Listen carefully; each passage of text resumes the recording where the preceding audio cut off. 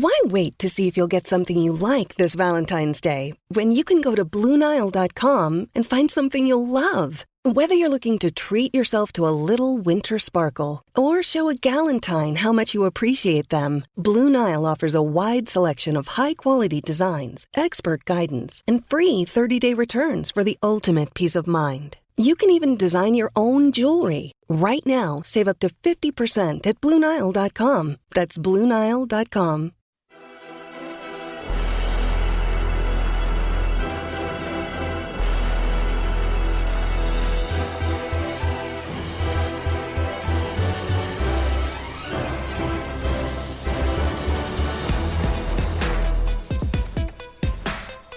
American soccer fans, welcome to episode 33 of the Stars and Stripes FC podcast.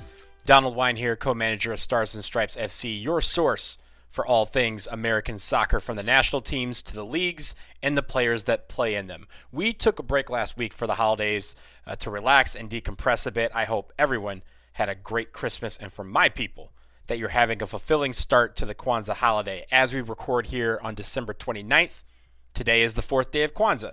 And the principle of this day is Ujamaa, which means uplifting our community economically. It's a principle that follows yesterday's principle, Ujima, which is collective work and responsibility. I think it's a principle that extends beyond Kwanzaa and something we can all strive to improve in the coming year.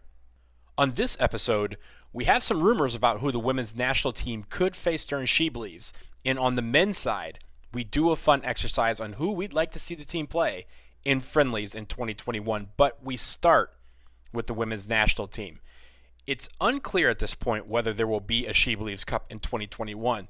The COVID-19 pandemic doesn't really give us the luxury of knowing anything at this time, but we have heard some speculation on who the women's national team could face if this tournament occurs. And those teams are Brazil, Japan, and Norway. In the past, we've seen teams like England and Germany and France. Japan and Brazil have also featured, and last year we welcomed Spain to the United States for the annual tournament. But this next one was always going to be different. England is intent on doing their own version of SheBelieves Cup at home this year, and France and Germany have not been involved in recent years. Plus, with the pandemic, it figured to be difficult to convince some of the best teams in the world to come to the United States to play a series of matches against the World Cup champs. We really don't know who would want to come, and that probably had a lot to do with the teams that are being rumored to come. So if this lineup ends up being Brazil, Japan, and Norway, that's pretty good. The most intriguing, though, of these matchups may be Norway, mostly because it's a team that we've faced a ton over the years, but not so much recently. The last time we faced Norway, who is currently ranked 11th in the world, was June 2017. We faced them in Norway and won 1-0. The women's national team have faced Norway 50 times in their history. The only teams they have faced more is Canada and China, both of which we faced 60 times. But Norway is an intriguing matchup because of the unfamiliarity to many fans who have followed this team the past 5 years or so. Brazil, though, is always a great opponent. They're always strong. They last played the women's national team during SheBelieves in 2019. That was a 1-0 victory for the U.S.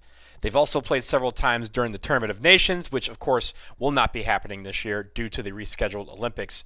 And we don't know, but it could be one of the final times we see the women's national team play against Brazilian legends Marta, Cristiane, and Formiga. Well, maybe not Formiga. She's timeless. She's probably going to play for another 3 decades if she wants. But Brazil always is a contender for any competition they enter. And they're a team, obviously, that the women's national team could see in Tokyo for the Olympics. They're ranked number 8th in the world. And finally, there is Japan. We last faced them all the way back on March 11th. Literally, the two teams were on the field when the sports world began to shut down and the Rudy Gobert incident happened and everything came to a pause. The women's national team won that match 3-1 to capture the SheBelieves trophy, and Japan has still stayed in the top 10 in the world. Right now, they're ranked 10th. As we all know, they're hosting the Olympics this summer. This will be a test because Japan is going to want to put on a good showing for the home nation and bring home that gold medal. And on top of everything, every time we face Japan, it's always a tight game, but extremely fun to watch. So Let's hope that SheBelieves Cup can be played safely. And if it is, we get a nice slate of matches to test our women's national team in advance of the Olympics. We can only hope that it remains safe enough for them to play when this tournament is supposed to kick off in February. Coming up, we play a game of who could be fun, friendly opponents for the men's national team in 2021, and I end with a New Year's wish for us all. We'll pause first for a quick break.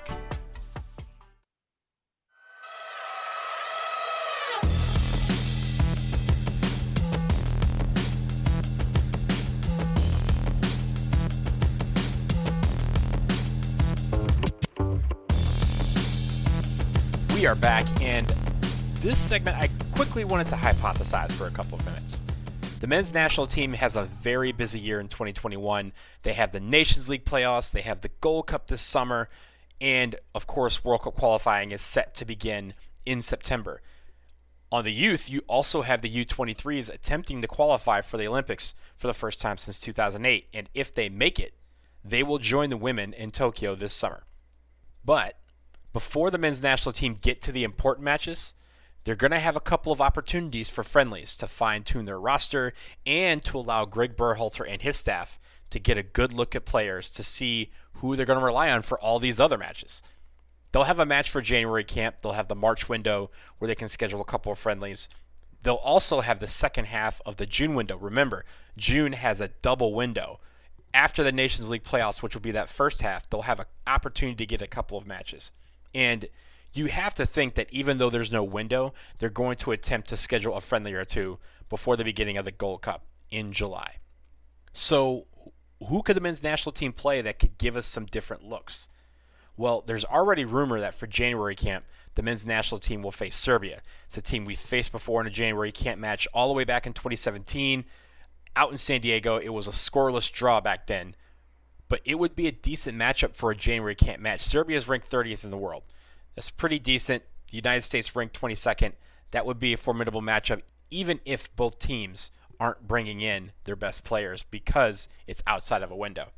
In March, there is a FIFA window, and they could have quite a few options because UEFA will have a 3-match window for World Cup qualifying. They also have 5 groups in their World Cup qualifying that have 5 teams in them. What does that mean?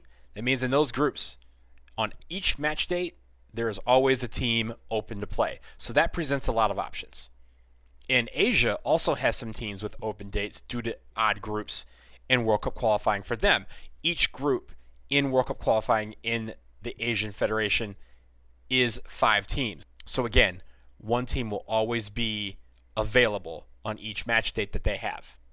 So who could we schedule? And again, I'm just listing the teams that are available at a particular time. And these teams may not want to play. There may be other factors involved. They may have friendlies already scheduled, but at least they're open on these dates as of right now. So I'm going to break this down for March into the 3 match dates for UEFA. Usually the first couple of days of the camp, one right in the middle and one on the very last day of that window.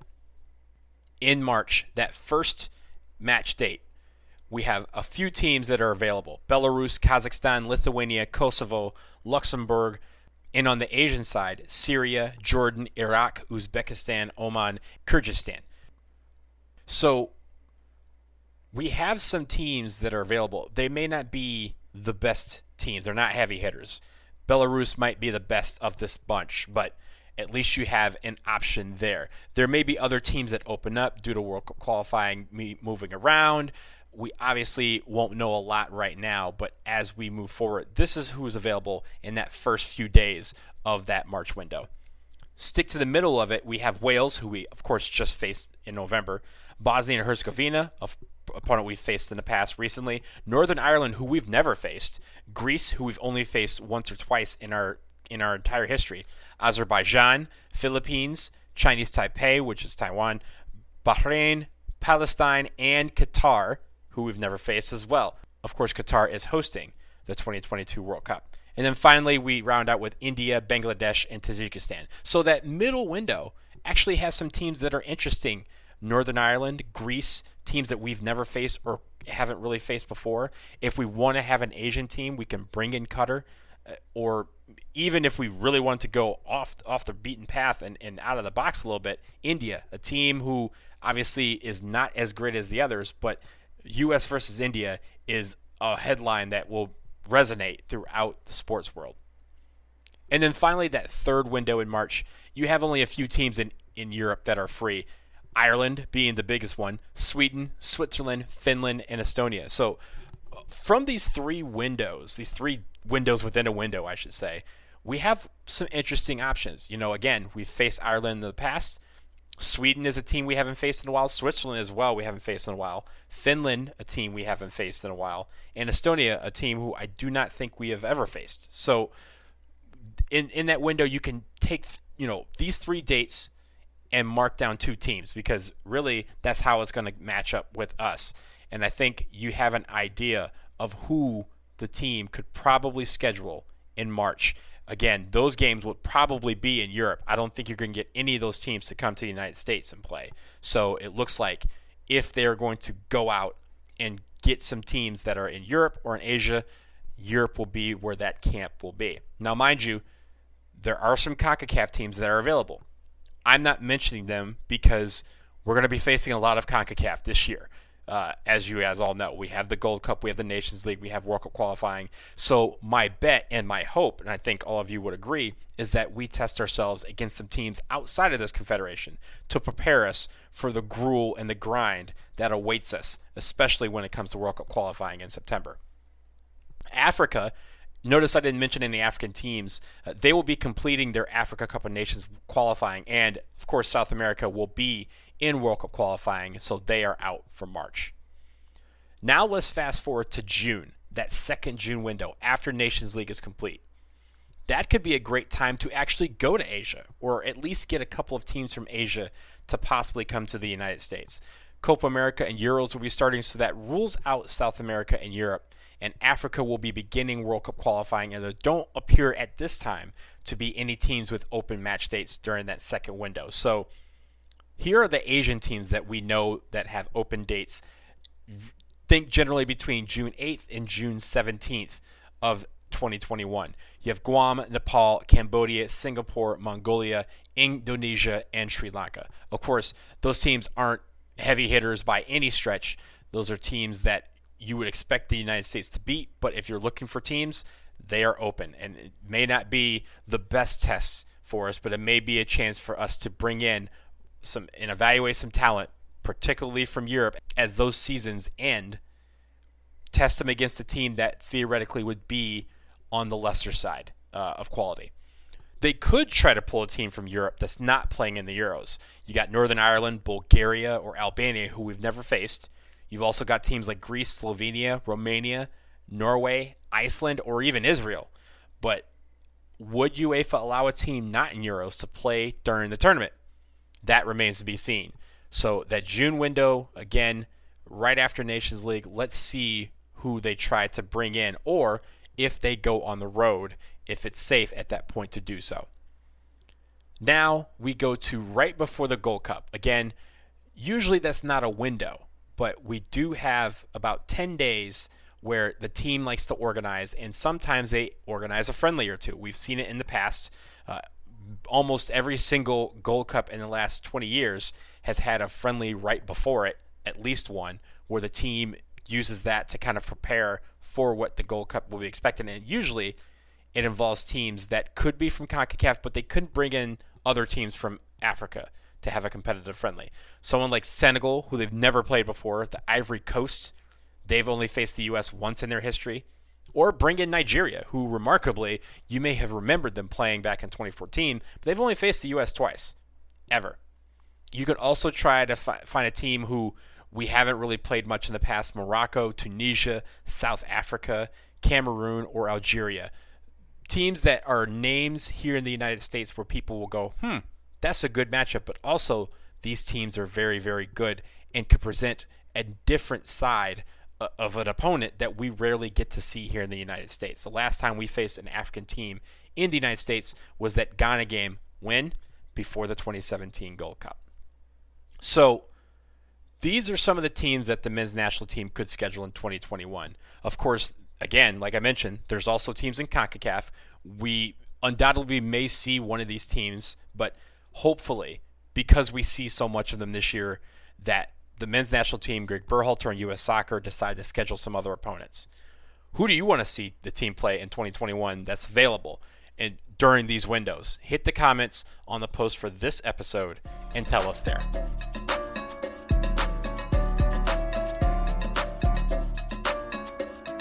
A note before we close out this show.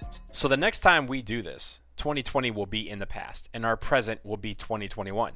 So from all of us at Stars and Stripes FC, I want to say Happy New Year, but I feel like saying Happy New Year takes on a new meaning after this tumultuous year where we all lost a lot. It seems like 2020 just burned everything we knew to the ground. But we also know that the phoenix rises from the ashes, and honestly, life owes us a hell of a lot in 2021. All of us. Before 2020, people used to gather and wish that the next year would be the best year of our lives. I don't necessarily want that for myself or for all of you out there listening. I want 2021 to be the strongest year of our lives. Give us the strength to endure this pandemic. The finish line is on the horizon with the vaccine distribution underway. Let's have the fortitude to stay the course and make sure we're all doing what we need to be doing to end this thing. And so the new normal can return, because the old normal is long gone. Let's have the strength and courage to learn from 2020 as much as it dished at us so that we can improve in 2021. Not just in soccer, but in life, as a community, as a people, individually and collectively. Let's have the strength to understand that the road in life is sometimes paved, but sometimes you hit loose gravel. There will be points on the soccer field for our teams next year where they hit the loose gravel. And that's not a reason to steer the car into the ditch. We stay on the road. We stay the course. We have the steadiness to keep going and know that the lessons we learn along the way will help us reach the destination we seek. For the men, that's qualifying for the 2022 World Cup. For the women, it's winning Olympic gold. Off the field, let's continue the conversation. Let's continue to grow as a community. As a community, individually and collectively, let's have the tenacity to keep that passion burning bright to support all our teams and all the players in these pools on the field and as human beings. Let's get behind what they're passionate about, things that affect not just the daily lives of these players, but of fans as well. Let's keep growing. Let's keep striving to learn and know more tomorrow than what we did today. Let's improve our insight and learn how to keep on the path to success as a soccer nation. Let's not push our federation and our leagues because it's the fun or snarky thing to do, but because we want this federation and our soccer leagues to be the best they possibly can be. Finally, let's have the vigor to invest our time in the beautiful game in our communities, to increase accessibility and to expand opportunity. Let's make it so we aren't developing the next Christian Pulisic, the next DeMarcus Beasley, or the next Tyler Adams, but that we give each child a chance to be the first one of them to make an impact on American soccer and the soccer world. Because if we could do all of these things, 2021 will be the strongest this country has seen, both on the field and off. And that is what I wish most for each of you, and especially for me. That's going to do it for episode 33 of the Stars and Stripes FC podcast. I hope all of you stay safe out there and continue to enjoy the holidays. Happy New Year. We'll be back next week. A new year and the start of building that strength that we know we're going to need to keep moving forward. So until then, take care.